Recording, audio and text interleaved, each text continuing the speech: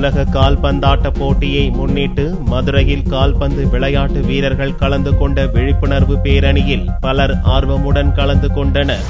பிரேசிலில் வரும் 12ஆம் தேதி உலகக்கோப்பை கால்பந்து போட்டி நடக்க உள்ளது.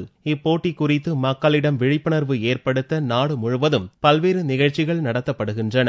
மதுரையில் கால்பந்தாட்ட கழகம், மதுரை உடற்கல்வி ஆசிரியர் கழகம் சார்பில் சனிக்கிழமையன்று தமுக்கம் மைதானம் அருகே விழிப்புணர்வு பேரணி நடந்தது. பேரணியை தமிழக ஒலிம்பிக் கழக துணைத் தலைவர் சோலை ராஜா துவக்கி வைத்தார். பேரணியில் கலந்து கொண்ட விளையாட்டு வீரர்கள் 32 நாடுகளின் தேசிய கொடியின் அடையாள அட்டைகளை கையில் ஏந்தி சென்றனர். கால்பந்து போட்டி குறித்து பொதுமக்களிடம் விழிப்புணர்வு ஏற்படுத்துவதற்காக நடந்த இந்த பேரணியில் பள்ளி, கல்லூரி விளையாட்டு வீரர்கள், விளையாட்டுத்துறை ஆசிரியர்கள், மாற்றுத்திறனாளிகள் கலந்து கொண்டனர். தமுக்கம் மைதானத்தில் துவங்கிய இந்த விழிப்புணர்வு பேரணி காந்தி மியூசியம், மாவட்ட நீதிமன்றம் வழியாக ரேஸ்கோர்ஸ் மைதானத்தில் நிறைவடைந்தது.